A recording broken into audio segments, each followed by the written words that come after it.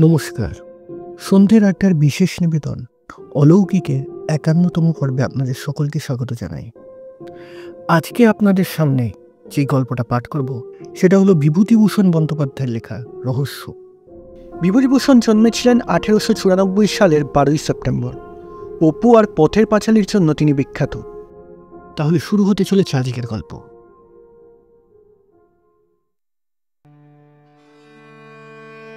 আমার বন্ধুর মুখে শোনা এই গল্প।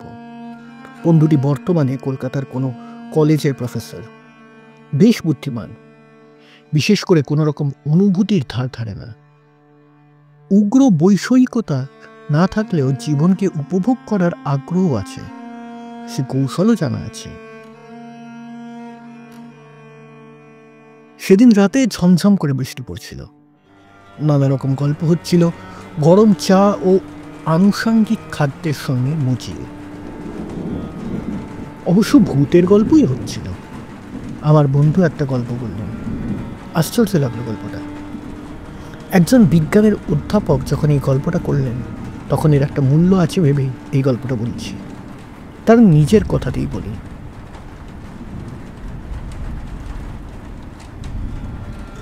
এবার আমি বিএ পরীক্ষা দিচ্ছি। অনার্স পরীক্ষা হয়ে যাওয়ার পরের দিন ৪-৫ ছুটি পাওয়া গেল।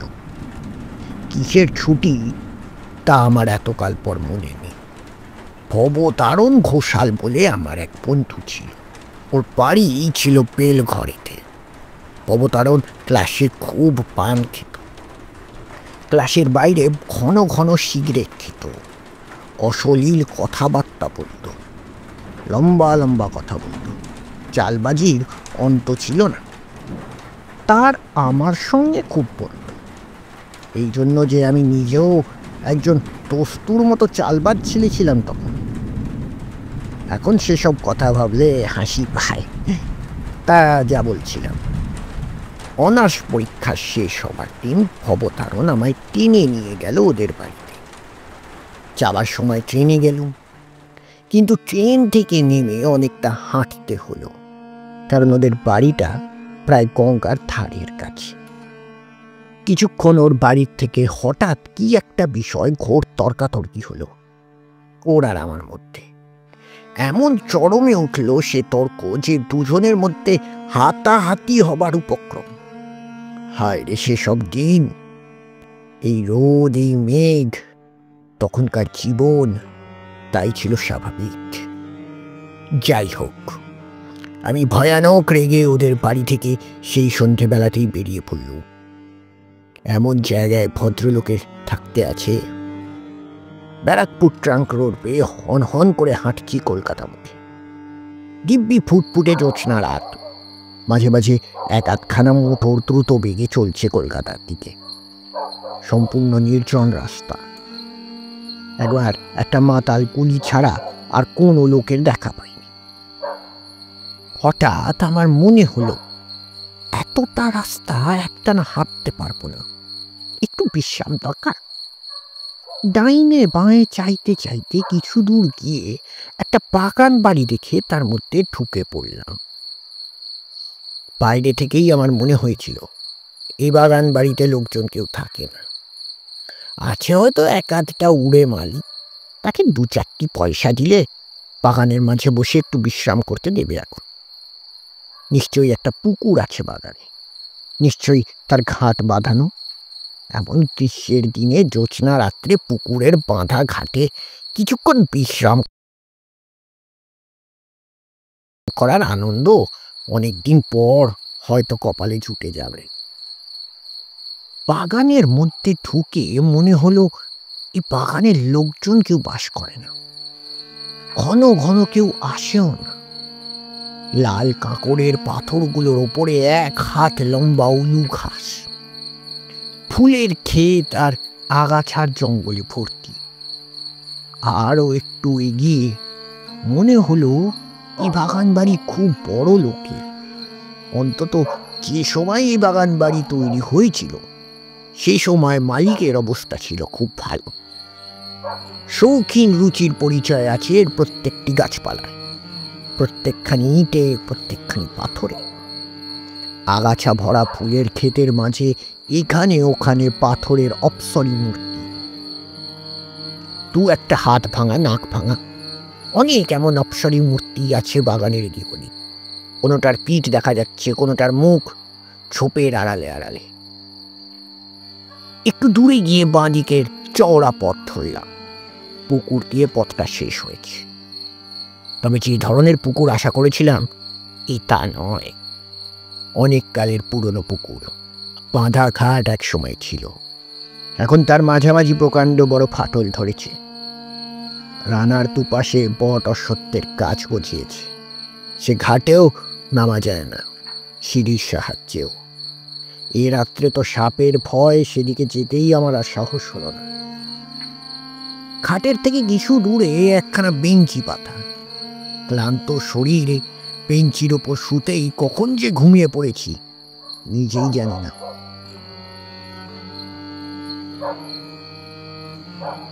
আমার তন্দ্রা যখন কাটলো তখন অনেক রাত। সামনের দিকে চাইতেই একটা অদ্ভুত সন্দেহ হলো আমার মনে।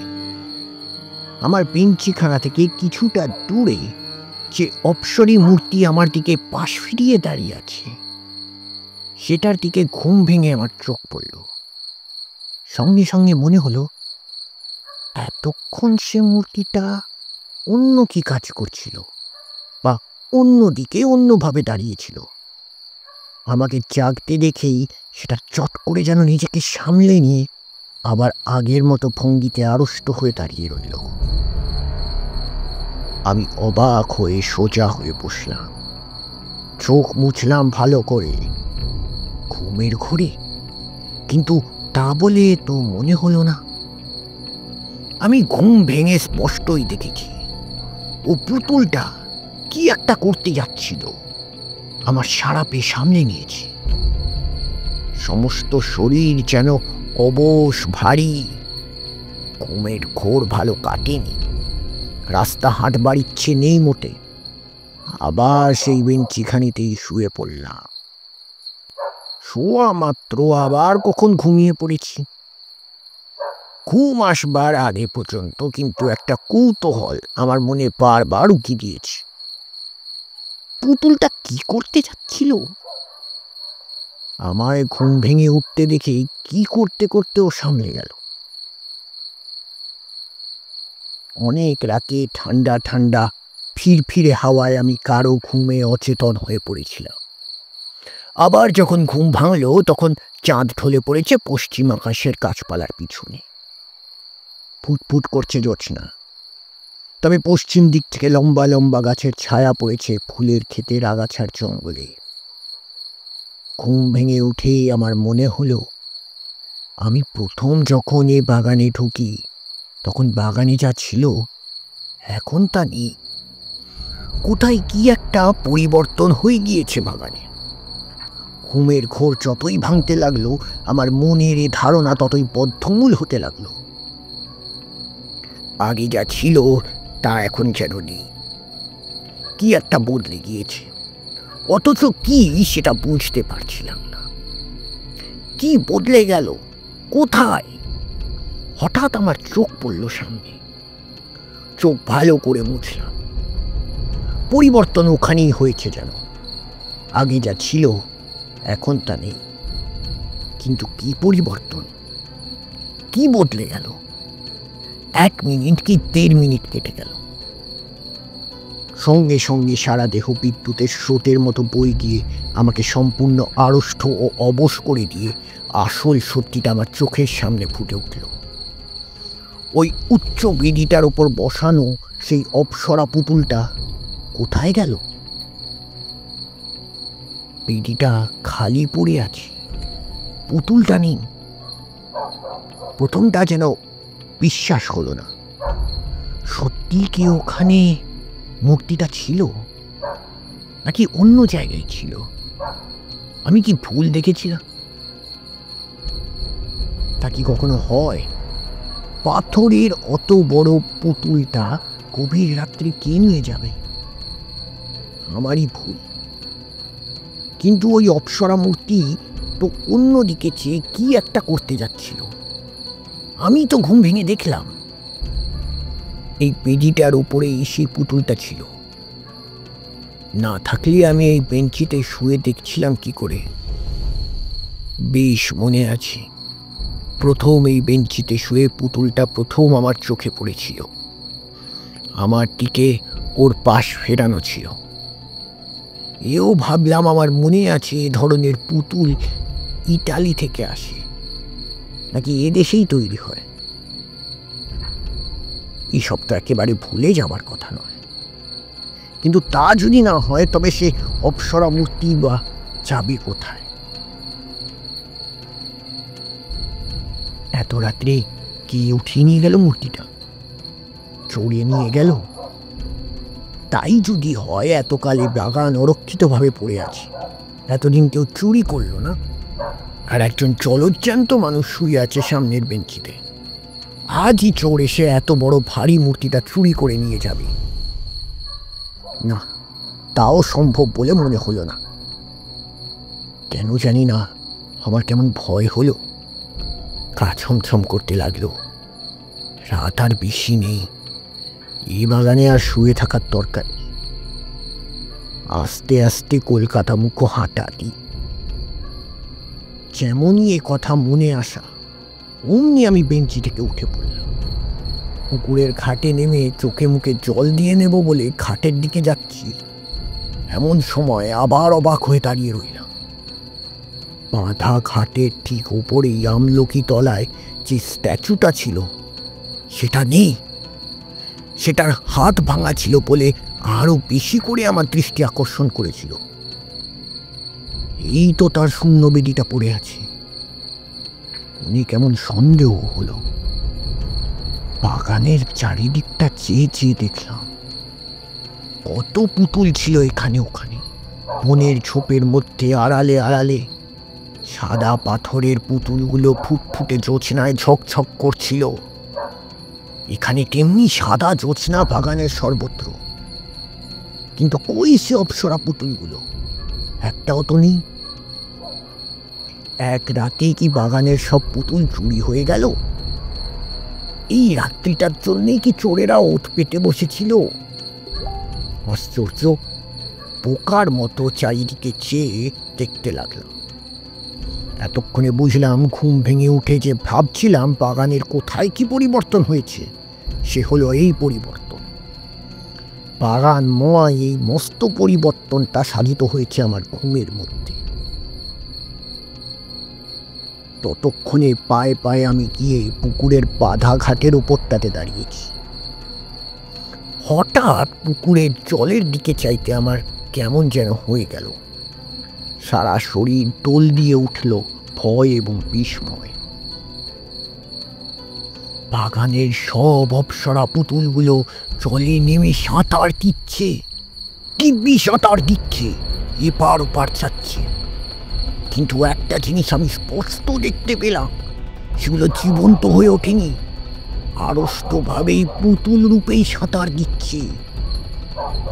এইখানেই আমাদের মধ্যে এক বন্ধু প্রশ্ন করল, আগে আপনি স্পষ্ট দেখতে পেলেন? অধ্যাপক বন্ধুটি আমার মুখের দিকে চেয়ে বললেন, অনেক দিনের কথা হয়ে গেল বটে, কিন্তু আমি আজও ভুলিনি সে রাতের কথা। সে দৃশ্য আজও দেখছি চোখের সামনে। মাঝে মাঝে যেন দেখি। বিশ্বাস না করা আর করা অবশ্য আপনাদের ইচ্ছে, আমি কাউকে বলিও নি বিশ্বাস করতে। আমি বললাম, সিদ্ধি খেয়েছিলেন নাকি বন্ধুর বাড়ি বেলঘরেতে বা ওরকম কিছু? আমি ওসব ছুতার না তখনও, এখনো তাই। বিশ্বাস করুন এ কথাটা। সকলে রুদ্ধ নিঃশ্বাসে শুনছিলাম। আমরা আবার বললাম, তারপর? বন্ধু বলতে আরম্ভ করলেন। তারপর চুপ করে দাঁড়িয়ে রইলাম এক দৃষ্টি সেদিকে চেয়ে। আমার মনে হলো আমি কি পাগল হয়ে গেছি, কিংবা আমার কোনো শক্ত রোগ হয়েছে? যা দেখছি এসব কি? বেশ মনে আছে, পশ্চিম দিকের পাঁচিলের গায়ে একটা তাল কি নারকেল গাছ ছিল। চাঁদ যখন গাছটার ঝাঁকড়া মাথার ঠিক আড়ালে, সে ছবিটা বেশ মনে আছে আমার। আবার তখনই চোখ নামিয়ে পুকুরের দিকে যাই। সেখানে সেই অদ্ভুত অবিশ্বাস্য অস্বাভাবিক দৃশ্য। সব সাদা সাদা বড় বড় মর্মর মূর্তিগুলো জীবন্তর মতো জলকেলি করছে পুকুরের জলে। আমার মাথা ঘুরে গেল যেন, নিজের ওপর কেমন একটা অবিশ্বাস হতে লাগলো। সেখান থেকে মারলাম টেনে ছুট। একেবারে সোজা দৌড়ে দিয়ে ফাটকের কাছে এসে যখন পৌঁছেছি, তখনই আমার মনে হলো, অবশ্য হলপ করে বলতে পারবো না সত্যি কিনা, তবে আমার মনে হলো যেন অনেকগুলো মেয়ে খিল খিল করে একযোগে হেসে উঠল। হাসির একটি ঢেউ যেন আমার কানে এসে পৌঁছালো। পরক্ষণেই আমি একেবারে ব্যারাকপুর ট্রাঙ্ক রোডের ওপর এসে পড়ি। এবার আপনারা যে প্রশ্ন করবেন তা আমি জানি, সেখানে আমি আর গিয়েছিলাম কিনা। পরদিনই গিয়েছিলাম, একা নয়, 3টি বন্ধু সঙ্গে করে। গিয়ে দেখলাম পুরনো ভাঙা বাগান বাড়ি, আগাছা জঙ্গলে ভরা ফুলের ক্ষেত, কতগুলো হাত ভাঙা নাক ভাঙা অপসরা পুতুল এদিক ওদিক বনে জঙ্গলের আড়ালে পাথরের বেদির ওপর দাঁড় করানো। কোথাও কোনো দিকে অস্বাভাবিকতার কোনো চিহ্ন নেই। হঠাৎ আমার এক বন্ধু আমাকে ডাক দিলে। খাটের ওপর আমলকি তলায় যে হাত ভাঙা পুতুলটা দাঁড়িয়ে আছে, একটা মোটা পিছুটি লতা মাটি থেকে গজিয়ে ওঠে, সেটার পা দুখানা আষ্টে পৃষ্ঠে জড়িয়ে রেখেছে। অন্তত 1 বছর পুরনো লতা। কত বর্ষায় এই বিছুটি লতা গজিয়ে উঠেছিল এমনও মনে হয়। লতাটার কোথাও ছেঁড়া নেই, ভালো করে পরীক্ষা করে দেখা গেল। অথচ আমি হলপ করে বলতে পারি এ পুতুলটাও কাল জলে নেমেছিল। অন্তত এই বেদিকা আমি কাল খালি দেখেছিলাম। এই ঘাটের ধারেই তো কতক্ষণ দাঁড়িয়েছিলাম। বন্ধুরা বললেন, তাহলে বিছুটি লতা এমন থাকে কি করে? এই জড়ানো তো 1 বছরের জড়ানো, রাতারাতি গাছটা গজায়নি। ওদের যুক্তি অকাট্য। কি উত্তর দেব ওদের? আমার নিজেরই যখন ক্রমশ অবিশ্বাস হচ্ছে আমার নিজের ওপর।